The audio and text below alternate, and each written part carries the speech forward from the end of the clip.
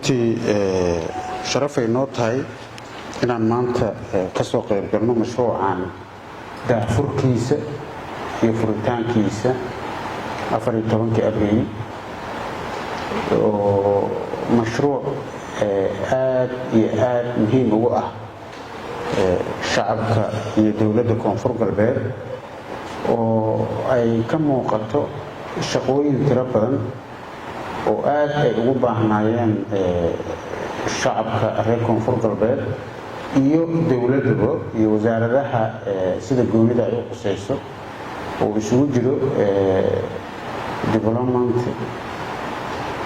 shaqo abuur horumarinta iyo dhiirigelinta shacabka reer Koonfur Galbeed oo xoololeyda oo beeraleyda inay helaan adeegyadii ay xaq u lahaayeen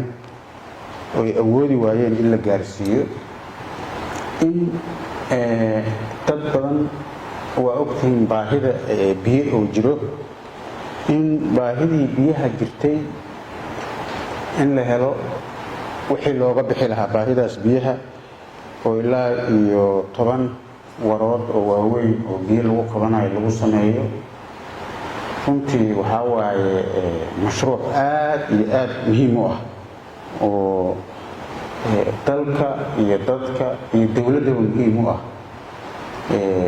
muddo badanna aan sugaynay aadna looga soo shaqeeyay aad iyo aad ugu mahadsan yihiin wasiiradii gacanta ku hayay iyo agaasimiyaalkii meeshan soo gaarsiiyay waxaa kaloo sidaas oo kale mahadsan bangiga adduunka oo gacan weyn naga siiyay sidii hore loo sheegay mashruucan waxaa waaye waa tijaabo wuxuu tijaabo ku yahay maamulka annaga iyo dawladda annaga sidii aan u maamulno haddii si rasmi ah oo transparency ah oo accountability leh oo cad aan u maamulno sida la sheegay waxaan helaynaa mashaariic kale oo ka badan kan oo la jibaaray oo la 3 jibaaray iyo kalsooni badan oo cid kasta oo mashaariic bixinaysay ay nagu kalsoonaanayso qabashada shaqada aan qabanayno inay shaqadii rasmiga ahayd loo baahan yahay sidaas darteeda waxaa noo taala mas'uuliyad culus oo ah inaan ka miro dhalino mashruucan tijaabada ah oo 5 milyan oo baahida bulshadana ay taagan tahay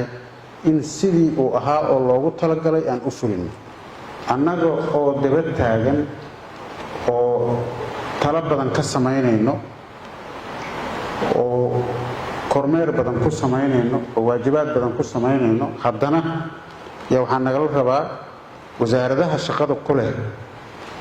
iyo wasaaradda qorsheynta oo xiriirinteeda iska lahayd intaba inay wasaarad kastaba shaqadeeda sidii rasmiga ahayd oo loo rabay inay uga gudtaan oo u qabsadaan san waxba ka imaanin annagana aan ku yeelano ka warqab iyo kormeer iyo ka warhayn rasmi ah dadkan tirada badan oo shaqada loogu abuurayo waxaa weeye waa wax muhiim ah dadkaas ayagana waxaan rabnaa marka inay nin walbo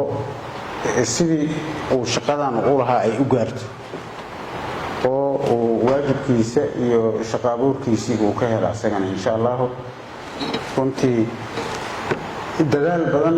iyo waqti badan baa la soo geliyay sidii mashruucan uu ku shaqeyn lahaa inta kale oo dhimanna insha Allah waa la dhameystiri doonaa intii ka soo shaqeysayna aad iyo aad u mahadsan yihiin